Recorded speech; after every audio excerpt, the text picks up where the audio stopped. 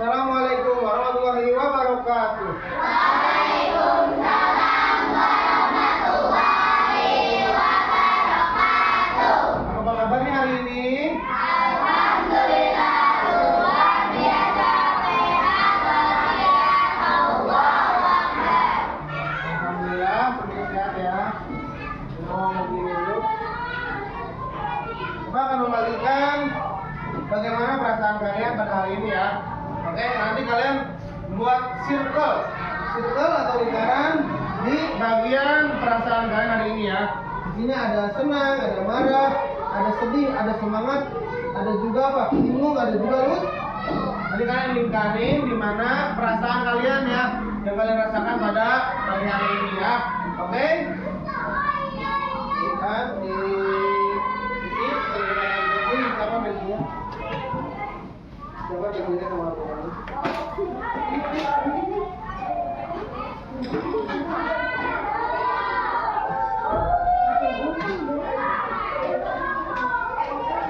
Ditulis namanya dulu.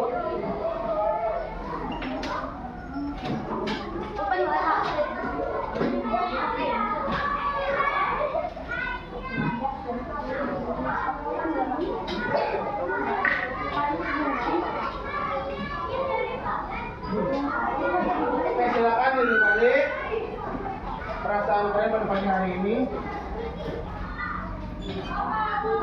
Mau dilingkari sama tulisan-tulisan juga boleh.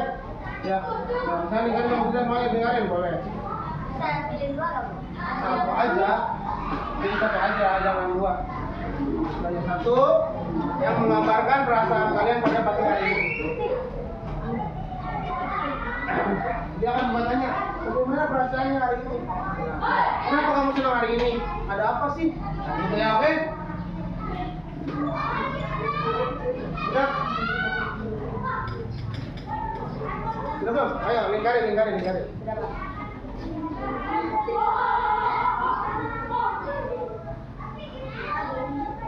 Ya.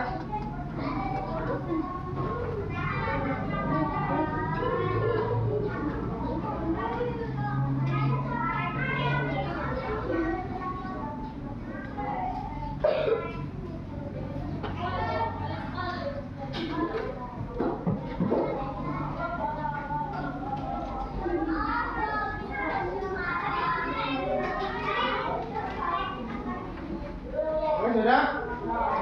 Oke, sudah ya.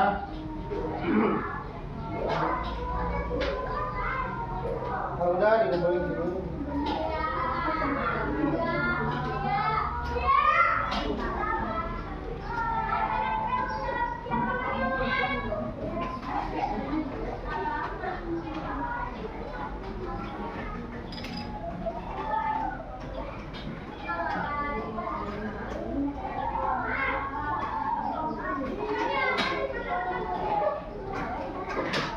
Sip. Kalau katanya salah ya, oke? Pertama, Dayunta. Dayunta ini semangat. Kenapa Dayunta semangat? Kenapa Dayunta semangat? Karena seru. Ya, karena seru hari ini ya. Lalu Lutfia kenapa lucu Lutfia? Lucu aja itu, merasa lucu ya. Oke, betul. Kenapa ada Haidar Hilmi? Lucu. Kenapa lucu Haidar? Apa yang lucukan? Lucunya apa? Lucu apanya? Senang. Dan merasa lucu gitu ya. Nah. Alfian, lucu juga. Kenapa Alfian lucu kan Alfian? Hah? Lihat teman-teman pada lucu. Jadi lucu.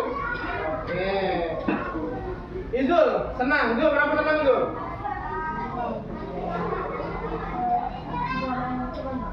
Bisa main sama teman jadi senang. Oke, betul. Salsabila Nadifa, kenapa senang Salsa? Bisa bertemu teman-teman jadinya senang. Lalu Novita Zahwa, kenapa Novita senang? Senang aja, bisa bertemu sama teman-teman ya. Lisma, kenapa senang Lisma? Senangnya kenapa? Bisa bertemu teman-teman. Siti Nadia Cantika, senang kenapa Siti Nadia Cantika?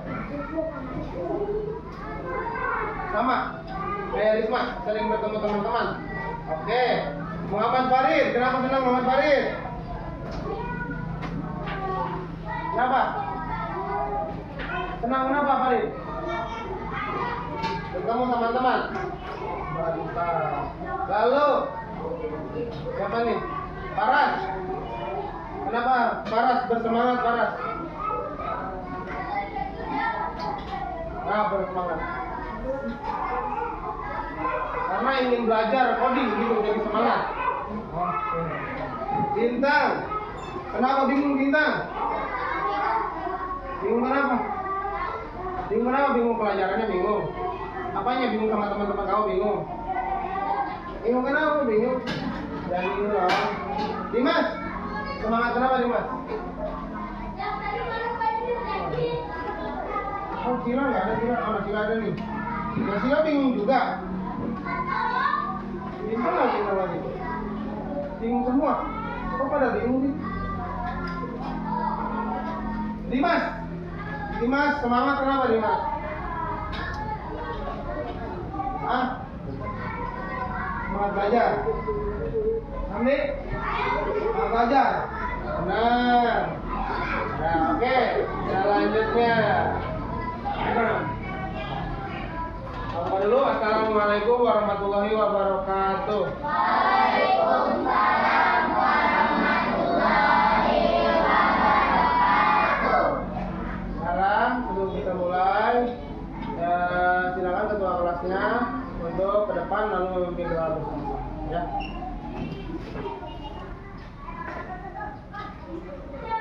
Doa bareng-bareng ya. Siap. Ada mulai.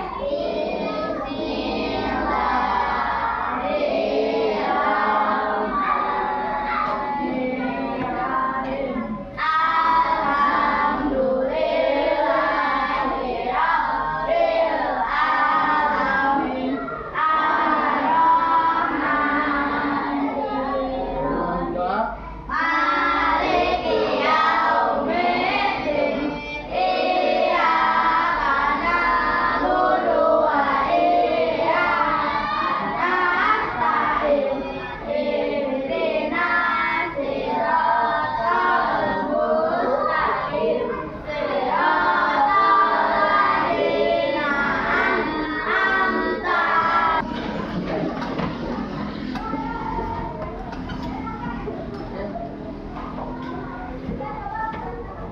Sama-sama ini bicara ya.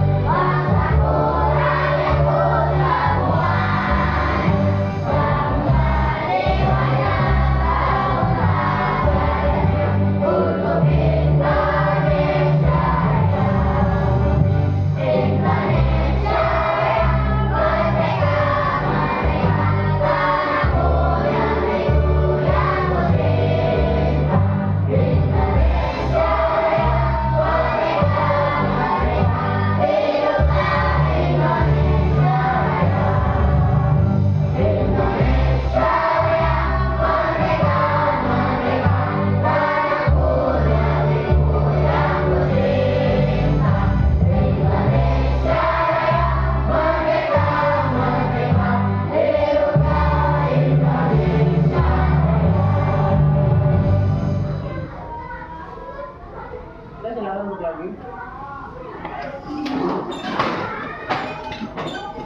Oke, mengenal pelajaran agar semuanya semangat kita tepuk es sedikit dulu ya. Apa intinya? Tepuk itu kebiasaan Indonesia hebat. Ya, yang sering kita lakukan, tunjuk kebiasaan anak Indonesia hebat. Yang pertama bangun pagi ini. Tepuk tunjuk kebiasaan Indonesia hebat. Bangun pagi beribadah olahraga. Belajar makan sehat dan bergizi. Halo masyarakat, tak lupa tidur cepat. Aku adalah anak Indonesia hebat. Oke, bareng-bareng ya semuanya ya. Oke, 1, 2, tepuk tunjuk kebiasaan Indonesia hebat. Bangun pagi beribadah olahraga. Dengan belajar makan sehat dan bergizi. Ayo bermasyarakat, tak lupa tidur cepat. Aku adalah anak Indonesia. Dengan instruksi logis dan terstruktur menggunakan sekumpulan kosakata atau simbol. Lalu tujuan pembelajarannya apa? Agar kalian bisa belajar menemukan pola dari berbagai situasi agar dapat digunakan kembang peserta didik dapat memahami konsep berpikir komputasional. Ini apa itu komputasional? Jadi cara berpikir seperti komputer ya, seperti seorang ilmuwan komputer. Pada berpikir komputasional, seorang memecahkan masalah dengan pendekatan yang logis, sistematis, dan juga terstruktur. Berpikir komputasional bukan hanya tentang menggunakan komputer, tapi juga tentang mengembangkan pola pikir untuk menyusun langkah-langkah penyelesaian masalah dengan efektif dan efisien.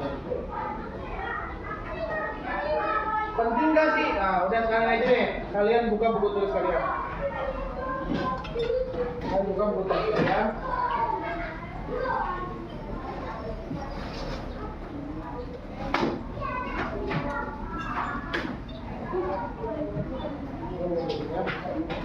Buka buku tulisnya. Penting gak sih berpikir komputasional? Penting ya. Penting sekali berpikir komputasional. Membantu menyelesaikan masalah dengan lebih mudah, membantu membuat keputusan yang lebih baik, mengajarkan cara berpikir kreatif dan terstruktur, membantu menghemat waktu dan lebih efisien, membantu beradaptasi dengan teknologi. Jadi kalau misalnya kalian bisa berpikir komputasional, nanti kalian akan bisa menyelesaikan masalah dengan lebih mudah. Jadi kalau misalnya sudah berpikir komputasional, kalian sudah mempelajari yang namanya lebih dalam lagi tentang coding, tentang pembelajaran prinsip-prinsipnya. Pertama, ditulis prinsip berpikir komputasional. Yang pertama ada yang namanya dekomposisi. Tulis. Dekomposisi. Yang kedua, ada yang namanya pengenalan pola. Pengenalan pola. Yang kedua, pengenalan pola. Tulis gak apa-apa. Jadi kalau ini nih ada masalah besar di problem, permasalahan besar, dipecahkanlah menjadi beberapa bagian. Ya, dalam dunia pemrograman dan pengembangan teknologi, dekomposisi digunakan untuk membagi program yang besar menjadi modul-modul kecil yang bisa diuji dan dikembangkan secara terpisah. Lagi ini contohnya nih. Langkah-langkah dalam dekomposisi. 1. Identifikasi masalah utama. Nah, kalian harus mengidentifikasi masalah utamanya. Apa masalah utama yang kita ingin diselesaikan? Ya. Terus pisahkan masalah menjadi beberapa bagian yang lebih kan? Masalah kalian dipisahin lebih menjadi beberapa bagian yang lebih kecil. Terus dipisah-pisahkan agar terbang. Fokus pada penyelesaian setiap bagian secara bertahap. Jadi nggak semuanya langsung diselesaikan. Secara bertahap dulu. Masalah ini dulu selesai nih, baru masalah yang ini, lalu masalah yang ini. Nah, setelah semua terpecahkan, selesaikan secara bertahap, lalu nanti masalahnya akan terselesaikan. Gabungkan solusi dari setiap bagian untuk menyusun solusi utama. Lakukan evaluasi untuk jadi dievaluasi. Terakhir kalian itu lalu evaluasi. Oh, jadi seperti ini. Harus seperti ini. Harus seperti ini, evaluasi lah. Ciri-ciri dekomposisi yang baik. Masalah dapat dipecah menjadi bagian yang logis dan terstruktur. Setiap bagian bisa diselesaikan secara terpisah tanpa bergantung sepenuhnya pada bagian lain. Gabungan dari setiap solusi bagian bisa membentuk solusi itu. Ini ada contoh nih. Contohnya apa sih? Contohnya tentang pesta ulang tahun. Ya. Ketika kita akan membuat pesta ulang tahun, apa saja yang harus disiapkan? Apa sih? Memilih tempat, mengundang teman, menyiapkan makanan, menentukan permainan. Itu adalah masalahnya apa nih? Masalah besarnya, problem besarnya apa problem besarnya? Apa? Kalian tahu nggak? Masalahnya membuat pesta ulang tahun itu masalah, bukan masalah yang rumit. Tapi bukan masalah cari masalah gitu, membuat kesal. Itu bukan masalah buat kesal ya. Bukan. Kalian tahunya masalah itu tentang membuat kesal kan? Lalu selanjutnya adalah pengenalan pola. Kalian harus lebih mengenal pola. Kalian pernah main ini nggak? Pernah main apa tuh? Apa yang itu ini? Rubik ya? Rubik, pernah main Rubik ya? Itu ada polanya nggak? Ada polanya, misalnya yang bawahnya ke kanan 3 kali, yang tengahnya ke kanan 2 kali, yang atasnya ke bawah. Oh nih, ya. Itu pokoknya di situ ada polanya. Nah, sama seperti prinsip-prinsip ini juga pemikiran komputasional, ada pengenalan pola. Harus kenal dengan polanya dulu, seperti apa polanya ya. Kayak tadi masak, misalnya masak nasi goreng. Masak nasi goreng, polanya salah kalian. Oh, pertama-tama nyalakan kompor. Terus apa lagi? Taruh wajan di atas kompor. Masukkan nasi. Masukkan telur. Masukkan minyak goreng. Jadi nggak nasi goreng? Kan jadi akan gitu ya. Jadi harus polanya harus benar ya. Polanya harus akan menjadi agar menjadi nasi goreng. Nah, ada yang namanya langkah dalam pengenalan pola. Yang pertama apa? Amati data atau informasi yang ada. Kalian misalnya melihat data, sama datanya sama orang lain. Orang lain benar nih. Kenapa kalian amati contoh orang lain? Kalian amati, kalian boleh mengikutinya, tapi kalian jangan menjiplak ya. Kalian boleh mengikutinya, kalian cuma ikuti doang, tapi tidak menjiplak. Lalu apalagi identifikasi kesamaan, perbedaan atau keteraturan dalam data. Sama nggak sih data ini? Beratur nggak sih? Lagi sih kesamaan, perbedaannya beda nggak sih? Kalau ada lagi, gunakan pola yang dikenali untuk menyusun strategi penyelesaian masalah. Tinggal ini sini ada nih, ada permainan. Race apa nih? Yang mana maunya? Race.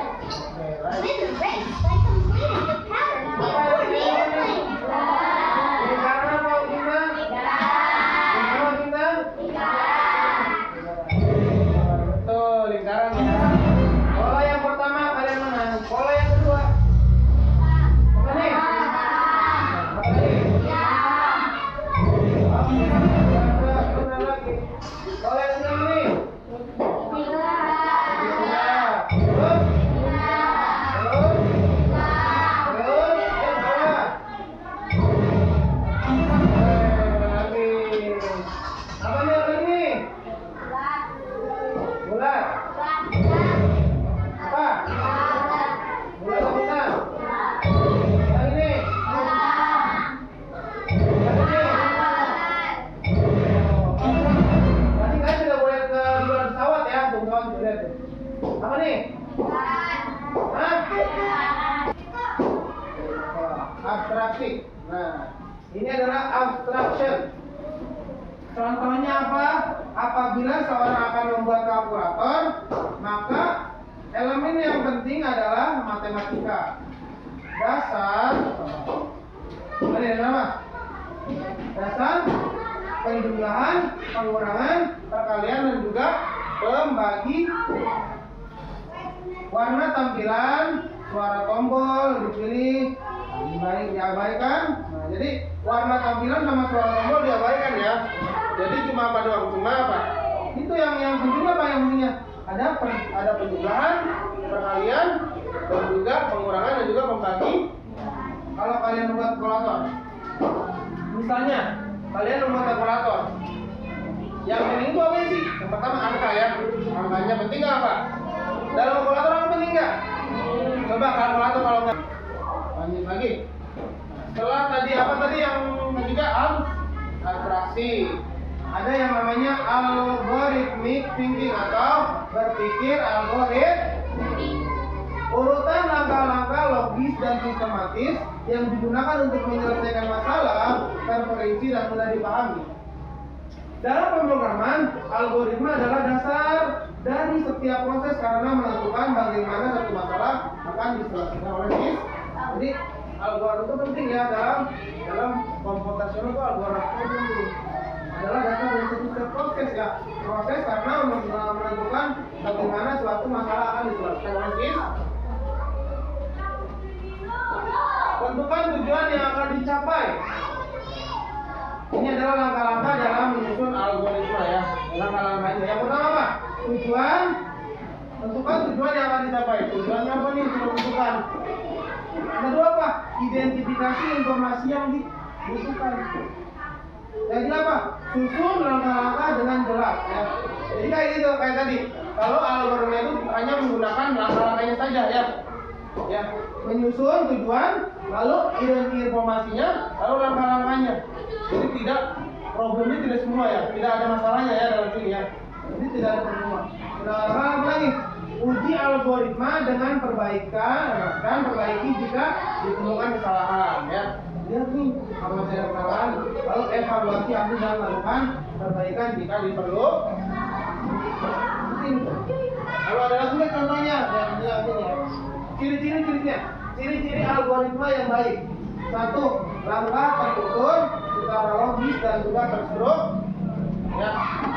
Lalu apalagi algoritma mampu menyelesaikan masalah dan dengan efisien. Algoritma bisa diulang dan memberikan hasil yang konsisten. Satu apa nih contohnya nih? Memasukkan data nilai kulit. Yang kedua apa? Menyediakan semua nilai. Yang ketiga, membagi data nilai dengan jumlah mut. Yang kedua apa? Menampilkan hasil rata-rata. Itu kamu akan data nilai kulit. Ini contoh kedua apa nih? Cara membuat roti lapis. Ya. Jadi kalian memerlukan peralatan nggak ini? Enggak kan? Ya. Kalau misalnya algoritma itu dia tidak menggunakan peralatan apapun, dia hanya menggunakan caranya saja. Bagaimana cara membuat roti lapis? Ambil selembar roti, lalu tumpuk roti dengan isian yang sudah disiap. Nggak disebutin deh, apa aja isiannya nggak disebutin, karena ini langsung cuma caranya doang ya. Lalu apa lagi? Tumpuk kembali dengan menggunakan roti tawar yang telah disediakan. Lalu apa lagi? Sajikan di atas piring saat. Jadi nggak? Jadi roti tawar? Ada kesalahan nggak? Kalau ada kesalahan itu misalnya menyelesaikan semua tugas tersebut, itu memerlukan hal-hal berikut. Satu yang namanya dekomposisi.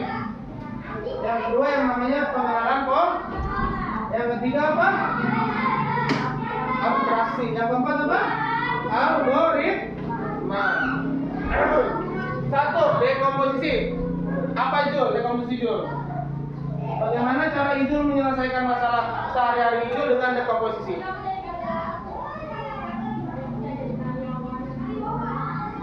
Membagi aktivitas Jul. Membagi aktivitas menjadi beberapa bagian Jul.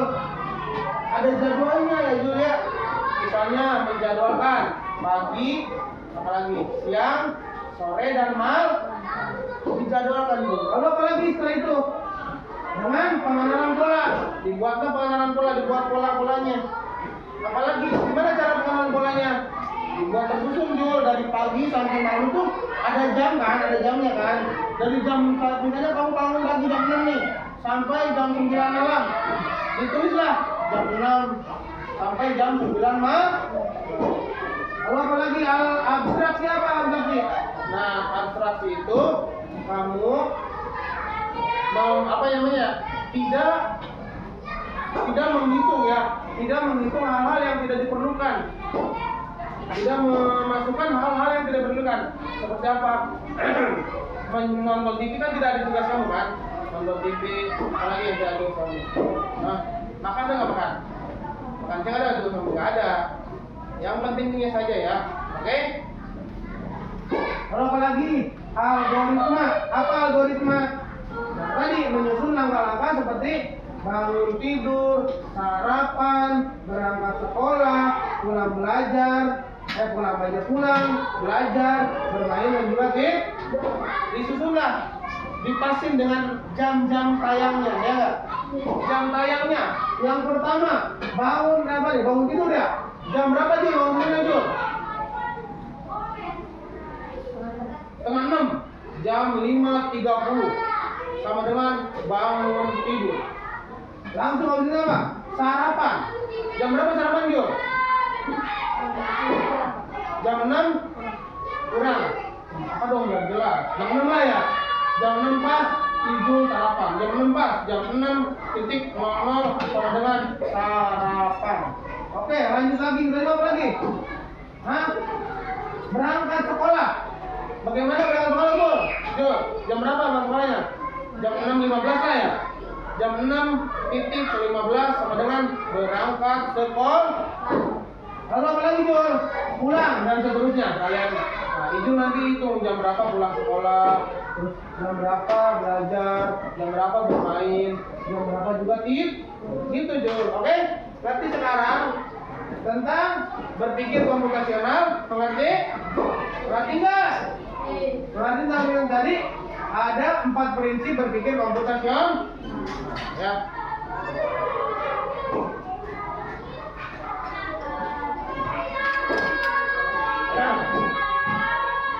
Penerapan dalam kecerdasan buatan atau AI. Kalian tahu AI nggak? Siapa yang tahu AI? Apa itu AI? Kecerdasan buatan.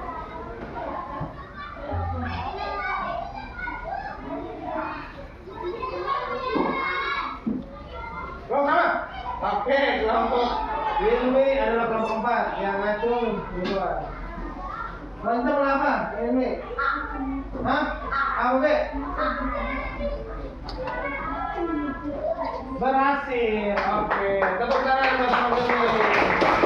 Ya, oke. Selanjutnya. Acungkan tangan dulu baru jawab ya.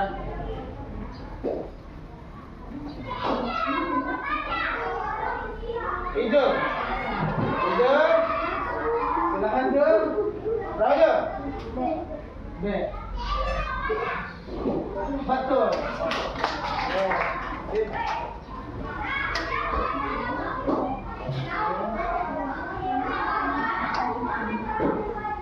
Jangan tangan dulu baru jawab.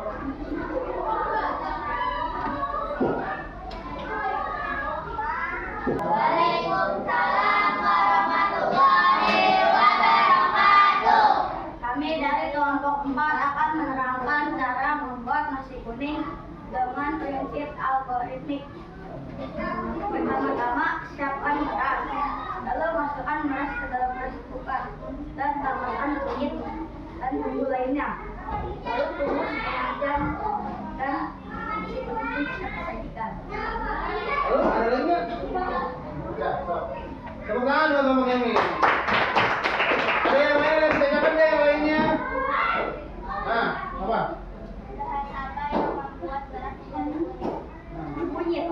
Kunyit, betul. Tepuk tangan buat kita. Oke. Warahmatullahi wabarakatuh. Kami dari kelompok 1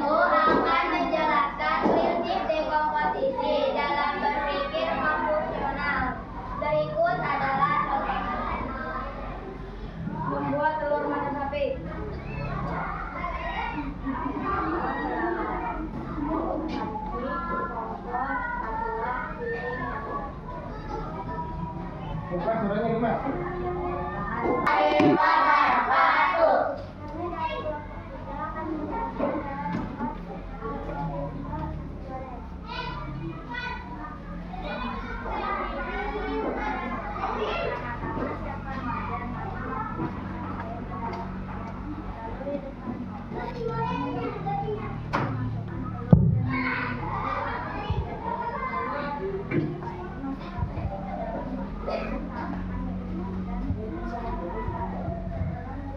Kecap dan penyedap lalu aduk.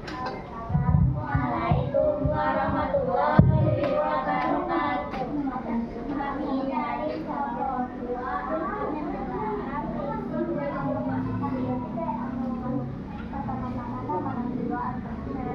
buat mie goreng.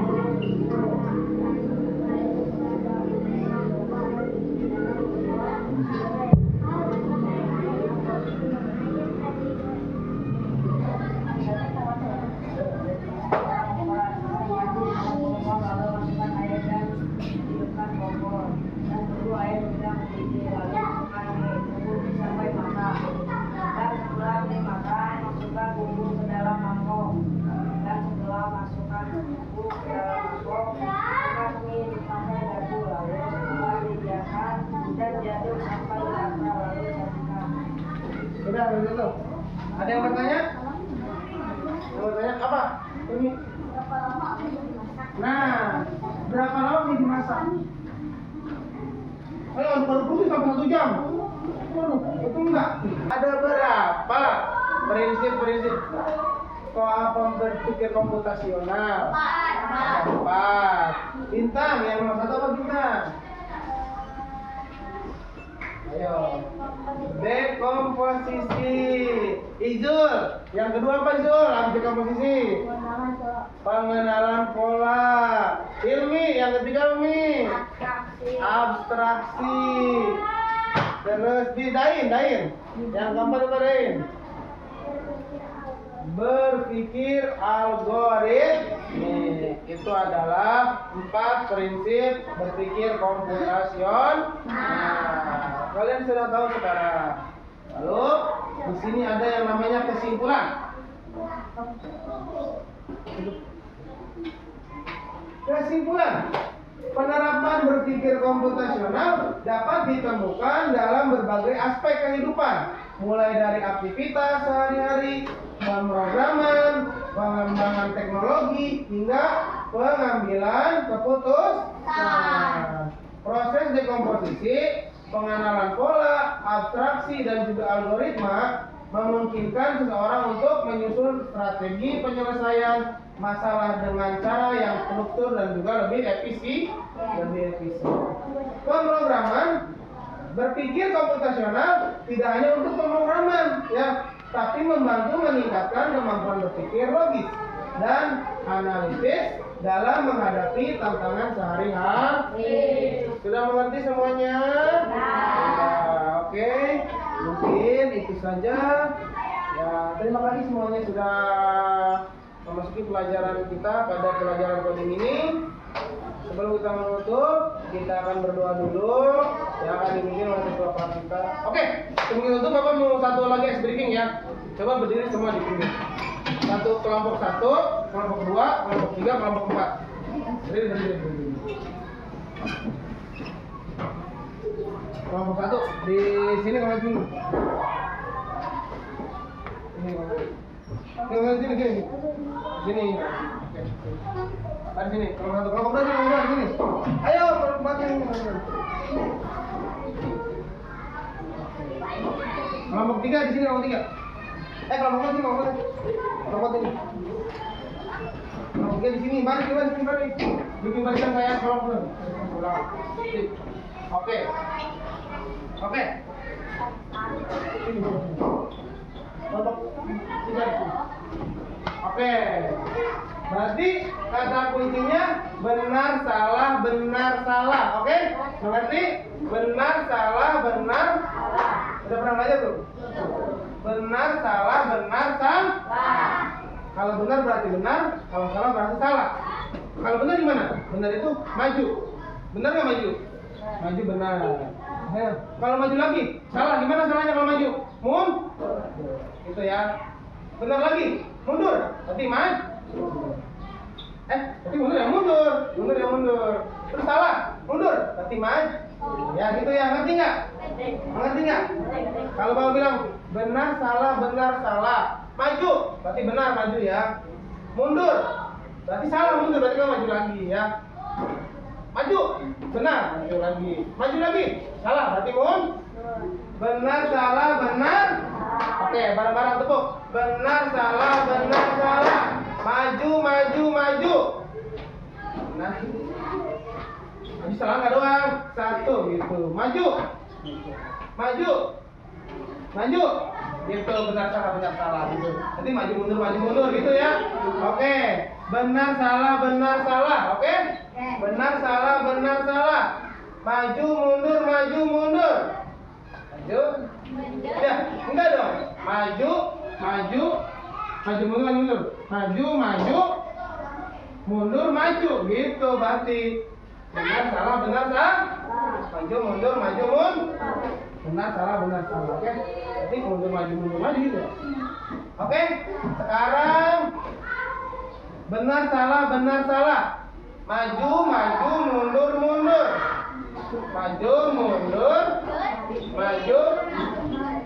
mundur. Maju gitu dong. Pasti. Gitu ya. Oke, bisa ya? Bisa. Oke, sekarang lagi.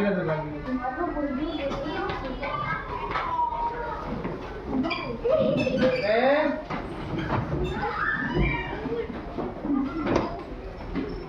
Terima kasih kan sudah mengikuti pelajaran coding pada pagi hari ini. Tepuk tangan untuk kalian semua. Oke, selanjutnya coba kita sudahi. Diminta dulu ketua kelasnya.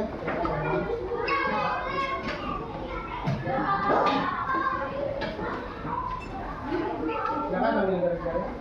Sama. Sok, pimpin doa. Untuk siap. Doa dimulai.